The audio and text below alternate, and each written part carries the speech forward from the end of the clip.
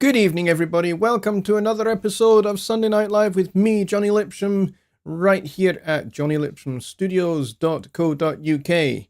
I hope everybody is doing well. Welcome to the first Sunday of November. Yeah, there's a thought for you. First Sunday of November. That is crazy. How do we get to the how do we get to this part of the year?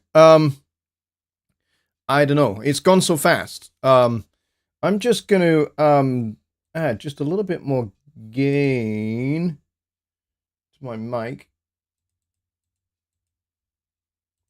Because I just noticed that it was not peaking where it should be, but that should be fixed now.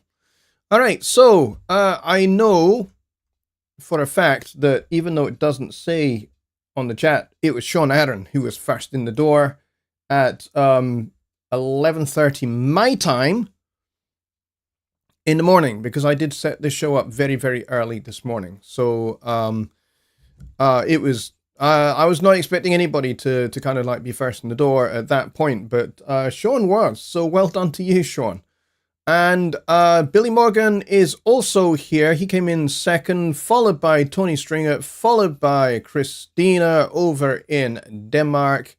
Then Ron Figura, we got Steve Wilson here, and we got John Hawk, and we've got Mike Johnson over in the Philippines, who has renamed his channel to MJ's Philippine Retirement. If you want to go and check out his channel so that you can follow along with all of his things that he gets up to over in the Philippines as he builds his new life over there, then I heartily recommend you go check that out.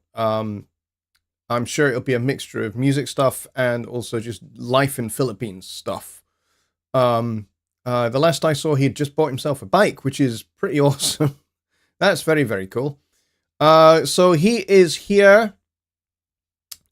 And we got Neil Thompson. We got the W5 family here. And we got Kyle Traduziak. We got Night Writer. I had to say that carefully then. Night Writer, not Night Rider, but that's cool that he is here. Chris from Ragnar is here as well. Roger Beckett. Hello, Roger. Good to see you, my friend. And Goat My 5 is back for more, which is cool. And we've got Gert here as well, which is fantastic. Gert is one of our new members over here. So thank you for joining us, Gert. And thank you for your subscription. I appreciate it very, very much, mate. Who else do we have here? We have Keith from Radio Talk Trumpet. We've got Danny Taylor, who is the songwriting champion for the Halloween contest. He is our winner. So just continuing to celebrate his win. Congratulations to you, Danny. What you wrote was absolutely fantastic. It was both very, very entertaining. You had a fantastic story as well, although it appears I was the victim of your story, but that's okay, I don't mind. It was funny, it was hilarious, and it also was scary as well. So you really did fulfill the brief really, really excellently. Chris is lamenting not yet having a working studio, seeing as he's kind of redoing his studio. I hope it all goes well for you, mate. I know what it's like. I remember there was a period about 10 years ago where I also was in a position where I didn't have a studio. The reason being was the computer I had at the time basically had a major problem. Basically, you would start it up and then it would shut itself off. And then you'd start it up again and then it would shut itself off. And, you know, it started doing this all the time. And I was just like, I think I need a new computer. One small problem. At that time, I really did not have very much money at all. And so getting a computer at that time was going to be a major, major expense. And so there was a period of about 3 months where I just, you know, the studio just sat dormant, doing nothing. And I never went in it for the whole 3 months. And then my dad basically ponied up some money, which is very kind of him, to help me get a new computer. And I got a new computer, and that's when I got Studio One. So that was like 11 years ago. And the rest as they say, is history, because I also started this channel the following year. I started this channel in 2014, albeit I had been making videos on, there is another channel that has my name. It's called Jonny Lipsham. That's all it's called. And then there's another channel that I have called Jonny Lipsham Music, where there's a couple of my songs up on there. I was going to start that as kind of like a place where I was just going to put music videos of my songs, and never really did very much with it at all, in actual fact. There's like a couple of really, really awful songs on there. So if you want to search for them, you are very welcome to go search for them and have a look. But really, there's not really lots to see on either of those two channels. This is the main place where I am. I don't do anything on those other channels, so really, it's not worth your time, to be honest. So I started like doing YouTube in 2011 and doing bits and pieces, but really didn't really start doing anything with this channel until 2014, when I had a computer that was powerful enough and fast enough to be able to do anything vaguely resembling live streaming. So for those of you that have followed what I do, I didn't really start live streaming until 2017, back end of 2016, beginning of 2017. And really didn't have, I had a perfectly good computer, but really didn't have fast enough internet until we moved in 2018 to a new house. And we were there for 3 years, and really, you know, the rest is history in terms of live streaming and having this regular Sunday Night Live. So we've been doing Sunday Night Live since 2017. So, and pretty much every Sunday. I don't think there have been too terribly many Sundays that I've actually missed. There's maybe the one odd Sunday or two where I've been ill. For example, when I had COVID, I couldn't do Sunday Night Live or the Songwriting Simplified shows because I was just like floored with COVID. So I had that twice. And then the whole thing with my legs started earlier in the year, in this March. And so maybe, you know, this year, the start of this year, not been terribly great for consistency with the shows, but we've kept it going pretty much with just the occasional hiccup for illness or something like that, or going away on anniversary, that kind of stuff. Pretty much since 2017. So for those of you that have been here since the start, and there are a few people here who are watching right now who fall into that category, Billy Morgan is definitely one of those. He's been around since practically the start. Bobby Booth, who I did not see in the chat, although he might actually be here. I'm just checking. No,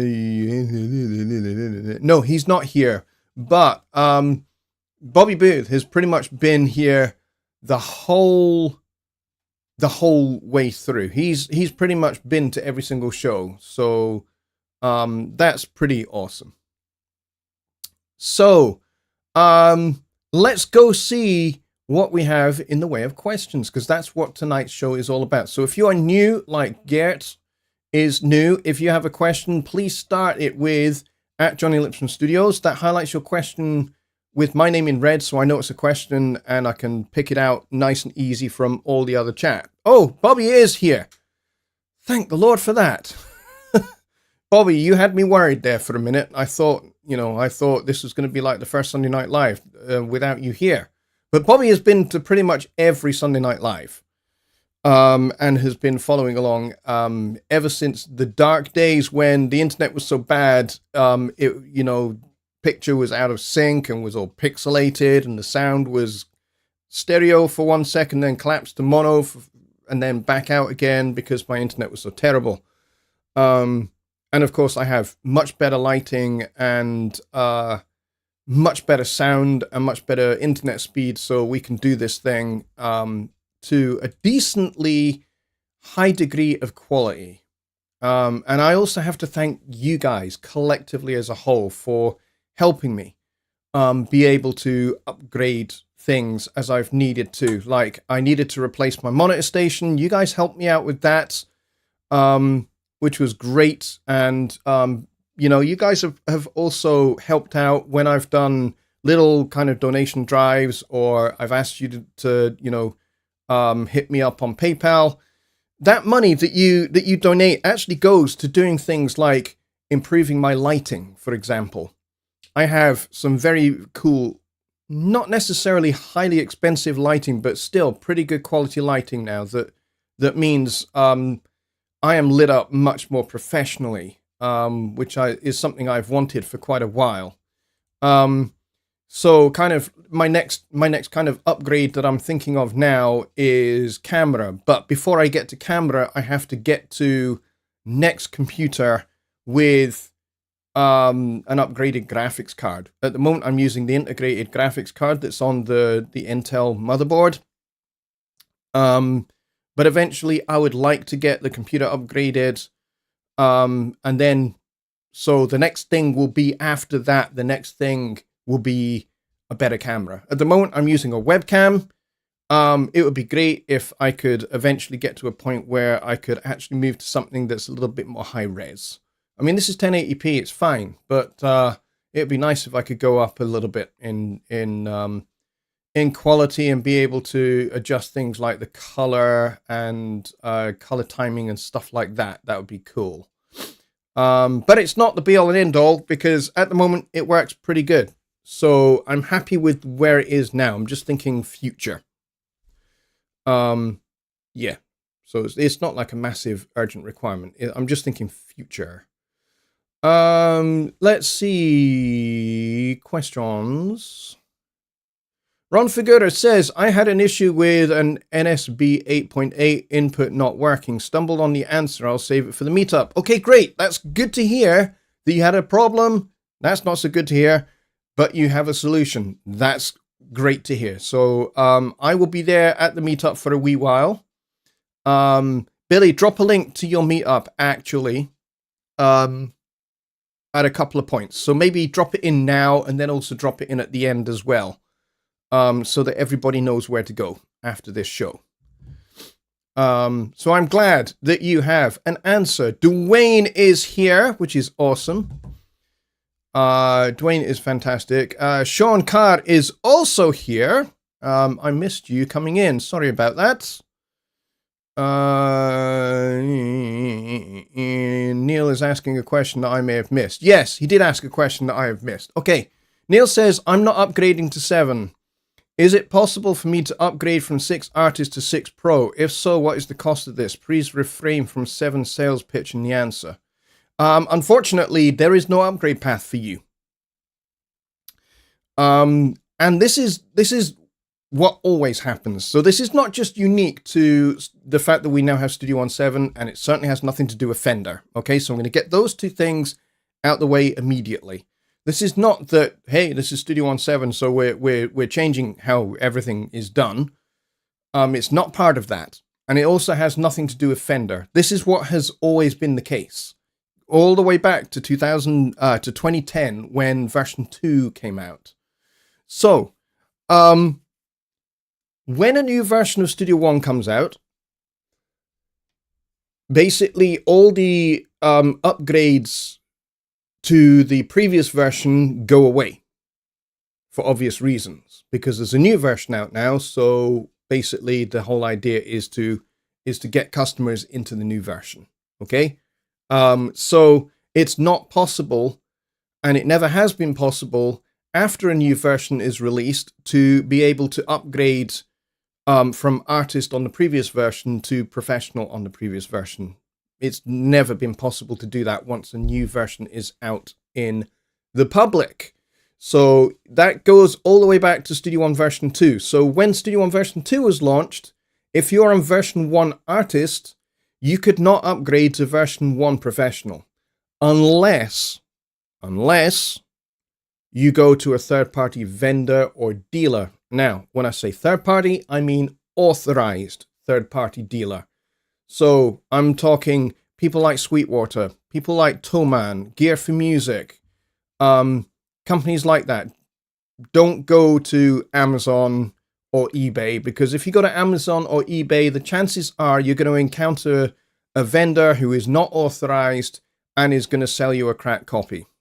And you don't want that because A, it's not going to be supported. B, it's probably not going to work.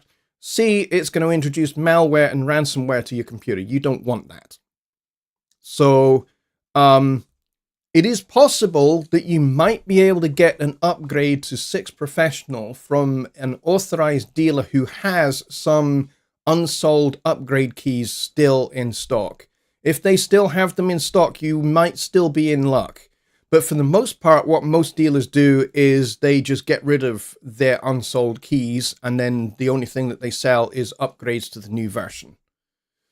Because it makes better sense for them as a business, just like it makes better sense for Presonus as a business to be getting people to upgrade to the new version rather than the previous version. Okay, so I'm not going to give you the Studio One 7 sales pitch because A, I'm not in sales, and B, you've asked me not to, so I'm not going to do it. I'm just going to tell you how you could, if you wanted to try to get from Studio One 6 Artist to Studio One 6 Professional, and also to give you the fullest picture why it's less possible. Okay, so whilst there is a version out, so for example, when Studio One 6 was launched 2 years ago, you could go from Artist, Studio One version 6 Artist to Studio One 6 Professional as an upgrade. You could do that. You cannot do that any longer since version 7 is available. Okay? That's the bottom line. So that unfortunately is your only option. So take that for what it's worth to you, Neil. Personally, I'm not going to go into a version 7 sales pitch. I'm just going to tell you that the upgrade itself is really, really good. Now, I know that for some people who are looking at version 7 and going, well, there's a clip launcher, there's Splice. Those are kind of the two kind of main big things that are in version 7. Not really interested in those because I record instruments with microphones. Why would I need Splice? Why would I need a launcher? I don't do beat making. I just record folk, pop, rock with actual musicians, with actual microphones pointed at their instruments or pointed at their faces to record their voices. Why would I need to upgrade? You know, there's features there that I'm not into. Well, you know, I'm not going to use a clip launcher necessarily, although to be fair, I have as a jazz guy, because that's what I do. I'm a jazz musician and I'm a jazz composer, and I write arrangements for big bands and all that kind of thing. I do some orchestral stuff as well, but mostly I'm known as a jazz guy. Okay. Why would I need Splice? Why would I need a launcher? Well, I've actually found some really creative uses for launcher that I didn't think would be actually useful for a jazz guy like me. But that launcher is actually pretty darn good for a bunch of jazz-orientated uses, which means if it's going to be applicable to jazz, it's going to be applicable to rock and pop as well. So, you know, these tools, whilst they may kind of on the surface, you know, they may be targeting the beat making audience. And you go, well, that's not me, you know, so why should I even do this when, you know, they're just not for me at all? You know, I'm not a beat maker. So, you know, sometimes you have to just think a little bit outside the box to make those things work for you. But also, you don't have to use the launcher if you don't want to, and you certainly don't have to use the Splice integration if you don't want to. It's there as an option in the browser, but you know what? If you never click on it, it's not there. Same with the launcher. The launcher exists in next to the Scratchpad button. If you never click on it, it doesn't open. It's never there. You don't need to use it. But other things have been improved, like waveform drawing, like, things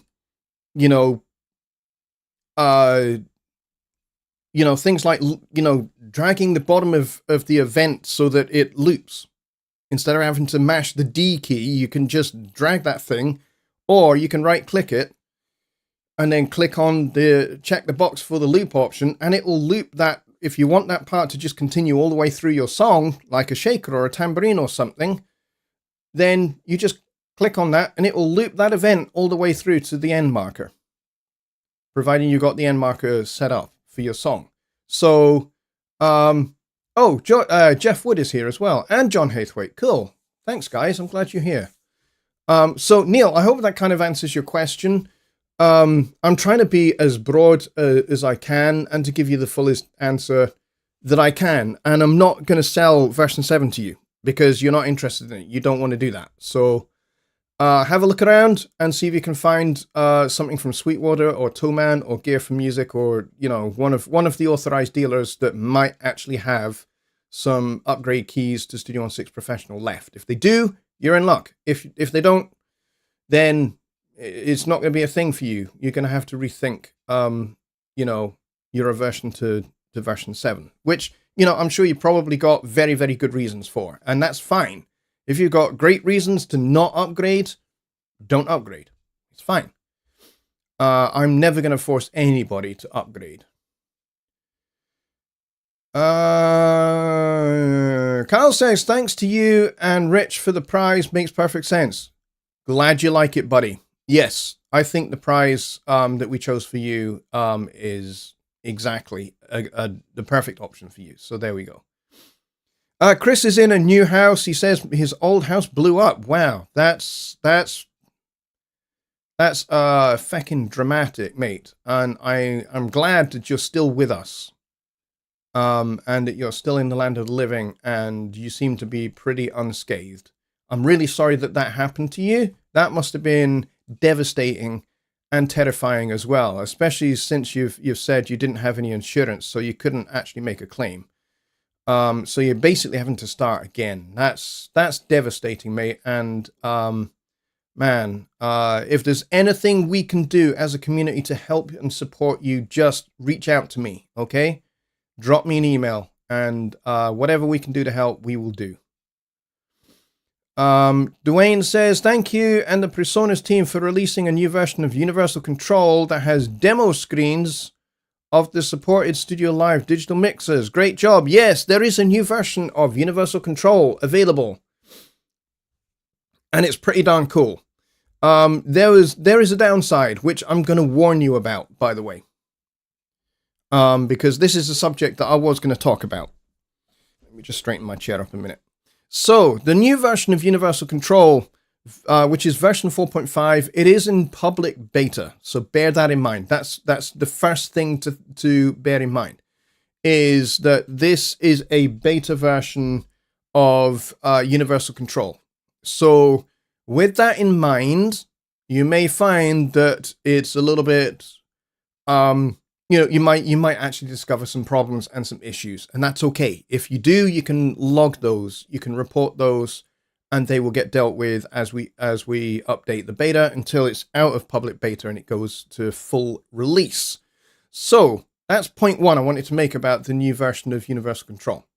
The second point I wanted to make about the new version of Universal Control is when I updated to it, it did two things that were unexpected and slightly annoying. Only slightly annoying. The first thing that was not expected was it pretty much nuked all of my settings for audio. Totally took them out. And then when it restarted itself with the gain like cranked. And so I started getting feedback like crazy. So I had to turn everything down. But yes, and the whole feedback thing, okay, that was just mildly annoying. That was the annoying thing. And I just had to turn everything down. That's okay. Can handle that. It nuked all of my settings for audio. So it nuked my Windows settings. It nuked my Studio One settings, and it nuked my OBS settings for audio, and I had to reset everything. Fortunately, I take screenshots of everything, and I save them to an external hard drive. So I knew that I had a screenshot of all of those settings, so it was quick and easy to reconfigure. And it was quick and easy to reconfigure. And then I had to do, I had to recalibrate my speakers. That was the other thing I had to do. That was one of the things that was not expected. I didn't think I would have to recalibrate my speakers, but I did. But that's okay, because actually, turns out I had not done maybe the best job of calibrating my speakers in the first place, because there was definitely a little bit of an imbalance. In the left speaker was 0.2 dB louder than the right speaker. I was like, oh, I have been working this way for maybe the last 2 years and never noticed that the left was 0.2 dB louder than the right. So corrected that bias. And so that's a good thing. And so because I had taken screenshots of everything, including my OBS audio settings, which is why you are hearing me tonight. And also why you heard the intro music and everything else is because I managed to configure everything pretty much to exactly where it was before. So if you are going to update to 4.5 for universal control, bear that in mind. Cool thing though, and this is very cool, because I had not seen this with the Quantum HD8 in particular. If I wanted to use my keyboard, my Node, if I wanted to play this without the computer being on, I couldn't do that before. I would get no sound. I would actually have to start the computer up. Now, with the computer switched off, the Quantum goes into standalone mode immediately. And I can play my piano to my heart's content without actually having to have the computer on. That's very cool. And then when the computer starts up, it turns off the standalone mode and it goes into interface mode. And it just works. It works great. And there's lots of cool improvements under the hood as well, particularly to the universal control mixer. There's some very, very nice improvements there. So yeah, there's some really, really good things, but there are a couple of things just to watch out for if you decide you're going to do that upgrade. Let's see. I'm scrolling to find questions. Get says, thanks for this channel. What is the easy way to create binaural beats and binaural sound waves? Good question. I'm not a beat maker. I'm a jazz guy, and I certainly don't use anything binaural. So really you're asking the wrong guy, I'm afraid. It's not my scene. So, I'm sorry, I can't really help you with that. Oh, that's the other thing I was going to say. Seeing as I was talking about features that I don't use, there are features in Studio One that I don't use. For example, Studio One 6.5 came with Dolby Atmos, which had been very, very, very heavily requested by a lot of people. I've used it once.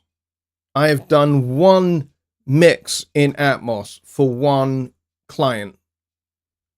That is it. Have I touched Atmos ever since? No. The good thing is with Atmos is in order for Atmos to actually work, you have to select the template in the new song dialogue in order for it to work. So it's hidden. It's out of sight, out of mind. I don't have to think about it. But did I upgrade to Studio One 6.5? Yes, I did.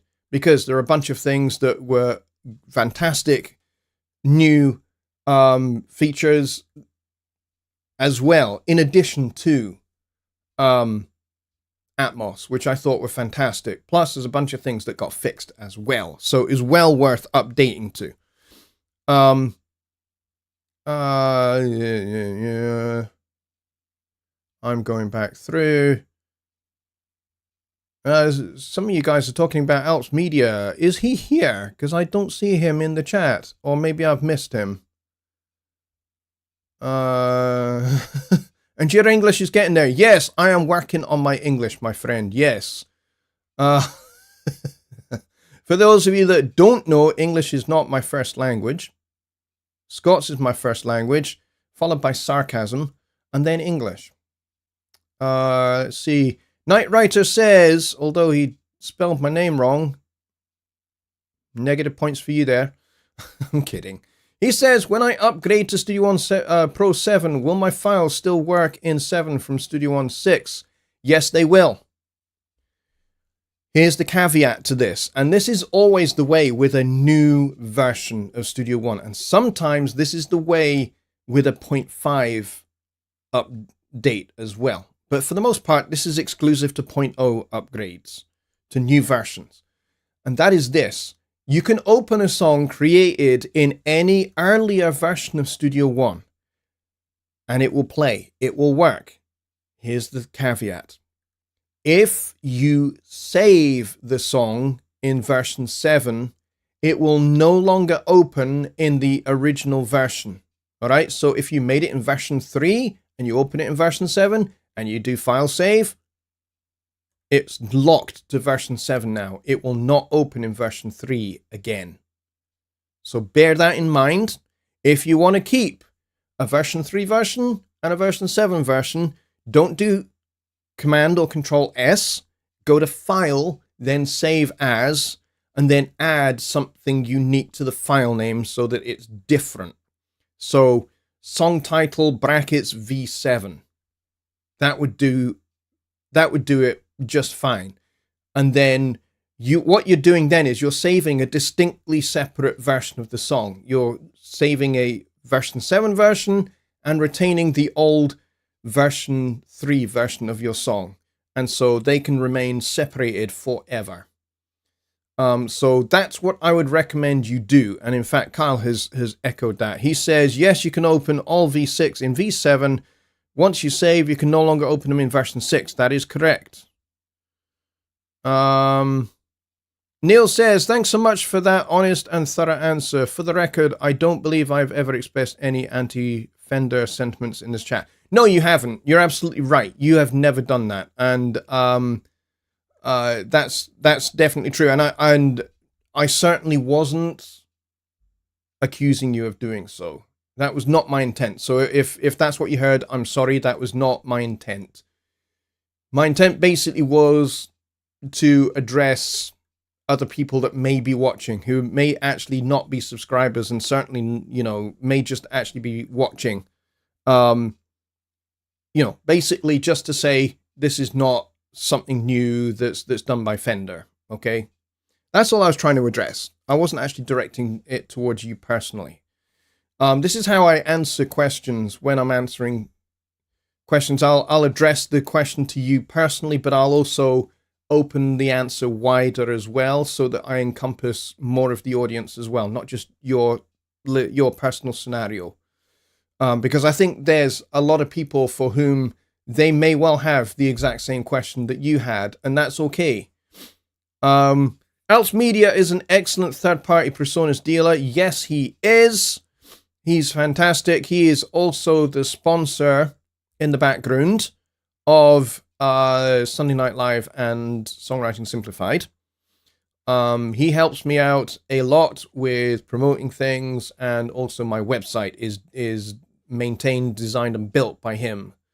So we have a nice little relationship, and it's great. So my website is built, designed, and maintained by him, and I help him build his email list for Persona's customers, basically. So that's kind of the relationship we have. It's very, very cool.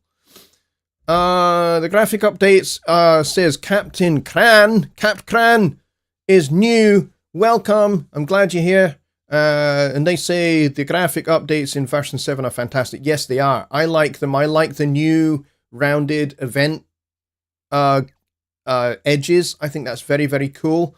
I also like the way you get this nice white border around the event, so you can clearly and distinctly see which event is selected. It's very, very cool. And it's only there if you've actually selected that event. As soon as you click away or click on something else, that highlight goes away, and you can see that your crossfades or your fade in, fade outs are exactly where they should be. And I also prefer the little dots instead of the squares. You know how we used to have like a square in the center of the top of the event for gain control, and then squares at the top corners for fade in and fade out? I never really liked those. Those have been around since day dot, since the very start of Studio One, but I never really liked them. I thought that they just looked a bit shit, really. To be honest, they just looked a bit shit. But now that we got those nice but very clear to see dots, much sleeker, much better. I really like it. So I agree. Let's see. Morton Calland is here. Morton, good to see you. Welcome. I think you're new as well. He says, Clip Launcher did not play back new track and recordings in live recording last night, so drag in clips in timeline is the thing. I have actually had no problems recording into the Clip Launcher. It just works. We can test that out with a brand new song. Just to be sure, where is my Clip Launcher? There it is. And in order for this to work, we need a track. I'm just setting this up, guys, and then I'll let you see. So for those of you that are screaming about this, please don't. And they're saying, we can't see your screen. I know. You'll be able to see it in just a second. There we go. All right, so we have to have a track first. And then we have to arm that track. Now, notice that when we arm the track, you get this nice little circle that looks like a record button in the cell. Okay, so when I select this cell, notice how we get that nice boundary I was talking about. This is very, very cool. Let me make sure that this arrow is pointing at the launcher and not pointing over here. If the arrow at the top here is pointing this way, then you're not going to be able to record in here very successfully because the track is active, not the launcher. Okay, so make sure this arrow is pointing this way. And then let's hit record! And then let's hit record! And then let's hit record! Alright, so you can see how that works. And then we can double click this and we can adjust that so that it's a little smoother. And we can also do a little bit of a fade out, and we can also do a little bit of a fade in, and then we can hit play. And then let's hit record. And then let's hit record. And then let's hit record. And then let's hit record. All right, so successful recording into that cell. It worked just fine. So let's also create another track here.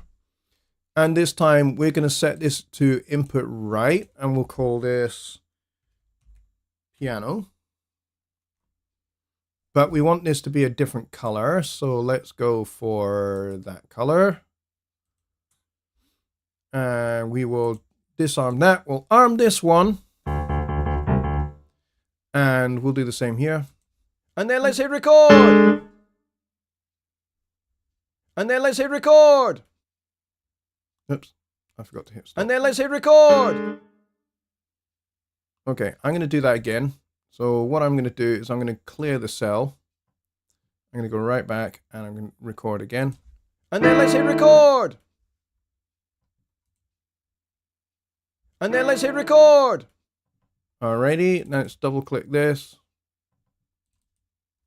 And the first thing we're going to do is we're going to gain this up a bit. And we're going to trim it as well.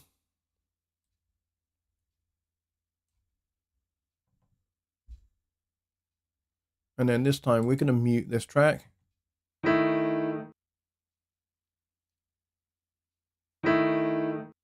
So that worked.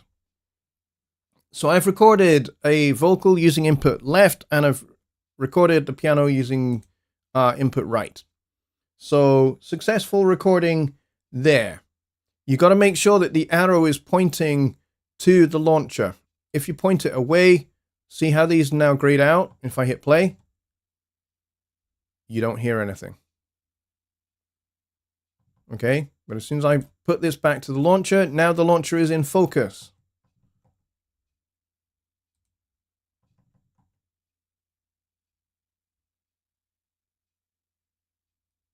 Okay, I need to hit play on. And then let's hit record. And then let's hit record. And then let's hit record. All right, that's going to get annoying, so we won't do that. Thing you have to do is if you hit play on the transport here, and then let's hit record.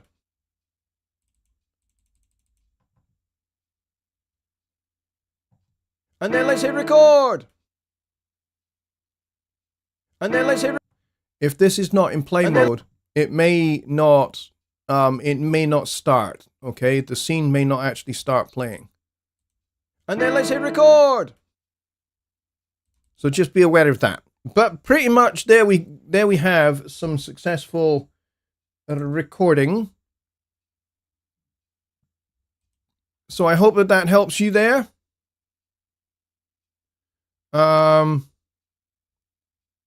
Let's go down. Kyle says they use a sharper crayon to draw the waveforms now. Yes, they do. I think one of our QA guys got some new crayons for Christmas, and so he was able to go and draw the waveforms with a much better set of crayons. Let's see. Roger Beckett says, personally, I love all the new features in version 7. Love the UI and the workflow additions too. Yes, for sure. Chris says, complaining about upgrading, kind of like buying a car that goes 150 kilometers per hour when you never drive over 40. You might just like the style of the car. Yeah, I kind of agree with that. Old Von Console is here. It's Mark down in England. He says, I fixed my workflow using the loop option, saving me time. There you go. I'm glad. Chris says, I have insurance. I caused it. Oh, oops. I'm very sorry to hear that, buddy. And the chat just leapt like a gazelle after it sat on something sharp. Martin says, I found a hardware from Presonus in my account. That gave me half price of Plus membership. There you go. There you go. Yes, what hardware will do for you when you redeem it is you can redeem 6 months of membership for free. Because the 6 months comes with your interface. Doesn't come with all interfaces, but it comes with a good number of them. The quantum interfaces come with either 6 months or a year, depending upon which one you get. If you get the HD2 or the HD8, those ones come with a year of Studio One Pro Plus for free. The Quantum ES interfaces, they come with 6 months. And then there's other interfaces that come with 6 months as well. So bear that in mind. Roger Beckett says, I watched the new John Williams documentary yesterday on Disney Plus. It's awesome and highly recommend it. Learned so much from it. Yes, we have Disney Plus. I just have not got round to watching it yet, but I certainly will do. Thank you for reminding me. Kyle says, I will wait on the UC update for now. Yeah, I think probably that's a wise move. Dave, that's Aurora's Borealis, says, on the same idea, can I not transfer a license in Studio One 6 to someone else, losing my license but fully transferred? Yes, you can. Yes, you can. You can totally transfer a license. However, there are some caveats. There is an article in the knowledge base, which I recommend you read from top to bottom very, very carefully, because there are caveats. For example, if you have a version 6 license that you have got via an upgrade, let's say you had version 3 and then you upgraded that to version 6, and then you decide, okay, I'm now a member of Studio One Pro Plus and I have version 7 because that comes with the membership. Therefore, I'm just going to give away my version 6 license. Guess what? Your version 3 license will go with it because the two are now inextricably linked by being upgraded. So bear that in mind as well. So if you transfer an upgrade license, you may well lose another license that is used in that upgrade to go with it. Okay? OEM licenses, there are rules about those. So if you got an OEM license for Studio One via Splice or via an interface or a third-party product like the Spark the Spark 40 amps, there are rules about those as well. So there is, like I said, there is an article in Knowledge Base, which is all about how to transfer a license. So go read that from top to bottom, and pay attention to the caveats there because they are very important to understand.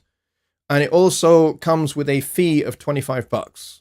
So if you want to transfer a license to somebody else, it's going to cost you $25. So yeah. Gert says, is Universal Control only for PreSonus products? Yes, it's only PreSonus products that use Universal Control. So if you have a PreSonus interface or a mixer or, something like that, then it is Universal Control that is the device driver. Plus it's also the installer. And it's also like the mixer, the onboard mixer. Plus it is the interface for loopback and things like that for interfaces that have loopback built into them. So bear that in mind. That's what Universal Control is. It's a very, very smart piece of software that's getting smarter and smarter and smarter by the year, pretty much. But yes, it is designed exclusively for PreSonus products.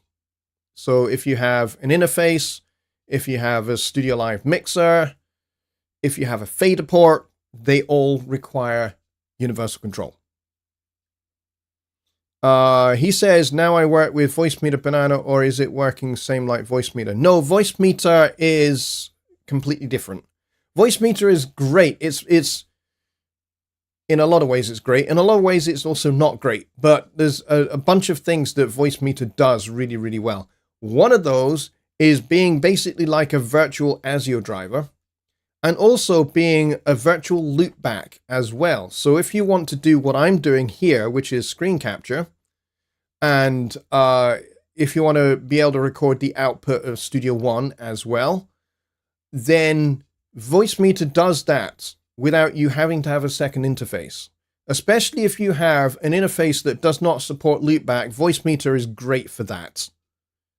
And the latest version of Voicemeeter is a real step up as well. They've added a bunch of really, really useful functionality for streaming. So, yeah, check out Voicemeeter Banana. It's pretty good. I'm going through. Peter Brook says, Mac or PC for music creation? Both. Both are just as good. Both have their strengths. Both have their weaknesses. Billy, yes, I did answer his question. If I see people, here's the thing to remember, folks. I go through the chat in a logical order. So just because somebody has asked a question, it doesn't necessarily mean I'm not going to answer it immediately. I'll get to it when I get to it. So you don't need to kind of remind me to answer somebody's question, unless they've not done the @Jonny Lipsham Studios thing. If they've not done that, then yeah, please help me out and direct me to where their question is. I would appreciate that. But otherwise, yeah, I have got that question answered. Let's see. Oh, okay, Neil is in Canada. Sorry, dude, I forgot you're in Canada.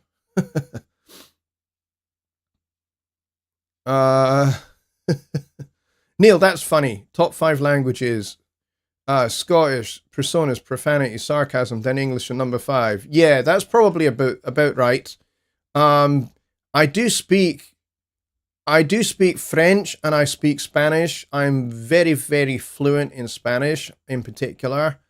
I'm fairly fluent in French, and I speak enough German to chat up a barmaid in a German bar. But that's about as far as my German goes, which is not great because the guys who develop all the software like Studio One and Universal Control and all of that, they are all German or Austrian. And so my level of German is not very useful for them. Fortunately, they, for the most part, also all speak English to a pretty darn good degree. So yeah, so so that's my issue with German. But yeah, I speak a few other languages.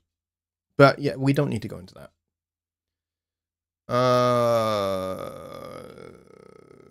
Let's see.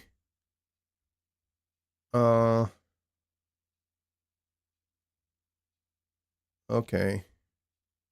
All right, so Billy has linked to the knowledge base. Thanks for that, Billy. And he's also linked to the meetup after this show, which finishes in about 5 minutes. Thank you, Neil, for helping out with the voice meter issue there. That's very, very much appreciated. Billy says, I know enough German to get slapped. Yeah, I know enough German to get slapped as well. I have stories, which I'm not going to go into, but I have stories because I've kind of passed through Germany. I've never actually been there, but I passed through, and I passed through sufficiently to get myself into a tiny little bit of trouble with German law enforcement. But it's fine. It's fine. They saw the funny side of it. I saw the funny side of it. Everybody was happy. They were happy. I was happy. It's fine. It was hilarious. At the time, maybe not quite so hilarious because they really didn't understand. But yes, eventually they did, and they saw the funny side of it, and everybody was happy. And the law enforcement officers, as soon as they went off duty, came and hung out with me and my band, and we had beers, and it was fine. Gert says, so if I buy a Studio 26C interface that comes with 6 months of Pro Plus, and after this period I buy 7 Professional, the perpetual license, do I lose functionality? No, you don't. Fundamentally. But, and this is a moderate-sized but, that's not a flatulent but. But the thing is, when your membership of Studio One Pro Plus comes to an end, anything that you gained from that, so things like the Retro Mix Legends, I'm just plucking that one out. Yeah, there's a few others, but if you got the Retro Mix Legends, the Mix Effects plugins that go on buses and on the main out and give you, console emulation, that kind of thing. If you got those through your membership, when that membership comes to an end, those are taken away. Okay, so anything like that you gain from your membership of Studio One Pro Plus, when that membership comes to an end, all of that gets taken away. In much the same way that if you are a member of a gymnasium, which gives you an Access All Areas pass, and you can go anywhere and use any of the facilities for one price per month, and then you decide to let that lapse, but then, a couple of months later, you go back into that gym, your All Access Pass will not work. You will have to pay for each of the things that you go and use. So if you go and use the plunge pool, if you go and use the sauna, if you use the jacuzzi, as well as do some swimming, as well as do some weights, you'll have to pay for those 5 separate things. And so it works in the same way. It's a membership like any other membership. As soon as you are no longer a member, you lose the membership rights. But in this case, Studio One Pro 7 will still work exactly like Studio One Pro 7. Okay? But things that you gain from it won't work. So bear that in mind. So if, for example, you are using something in a song right now, that is using a plugin or something that comes with the membership, render that track. Just render it to audio. All right, so right click the track, do transform to rendered audio. It will print that plugin to the track, and then that track has that plugin on it forever. Even when the plugin is taken away, it's printed in the audio. Okay, and so, you know, it'll be fine from that point of view. All right, so we are at the end of the show. We will end it with Gert's fantastic question. It's a good one, and it's often misunderstood that when your membership comes to an end, that stuff that you gain from your membership is not yours to keep. What you do get to keep is, let's say you've got the 12 months, like with the Quantum HD 8, for example. If you've got that and you get 12 months, at the end of the 12 months, you're going to get the perpetual license of Studio One Pro 7. You don't even have to buy it again. It's just yours. Minus the stuff that comes with the membership to Studio One Pro Plus. Okay? But the 6 months of free membership of Studio One Pro Plus does not come with a perpetual license. Okay, so that is a big caveat to take in mind.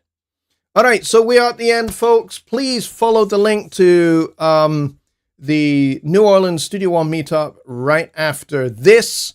Come join us over there. I will be over there because I have a cup of tea to finish, and then I'm going to go to my bed. But thank you very much, everybody, for joining me.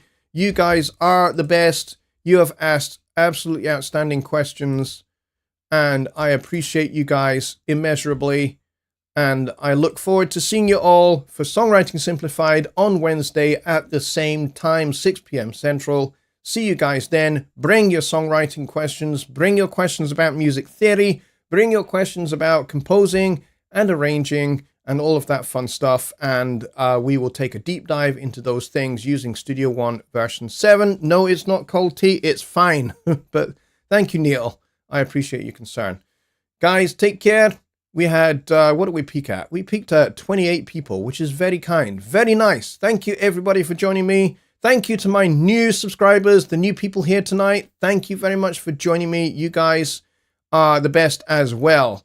I appreciate you coming. Morton, and I'm trying to find the other person. Knight Rider is new as well. And there was one other who I'm now trying to find in the chat. Captain Cran.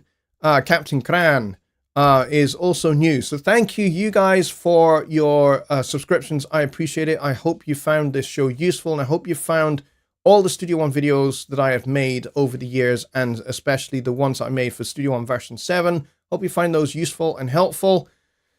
And until Wednesday, good night.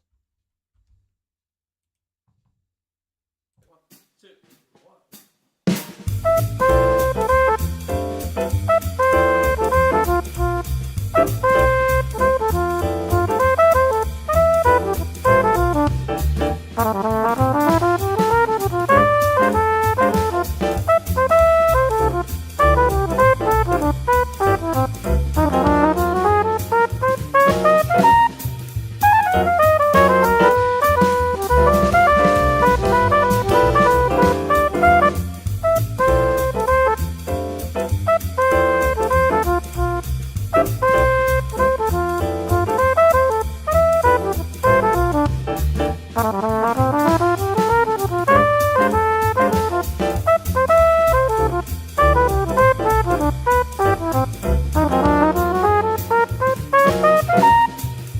Thank you.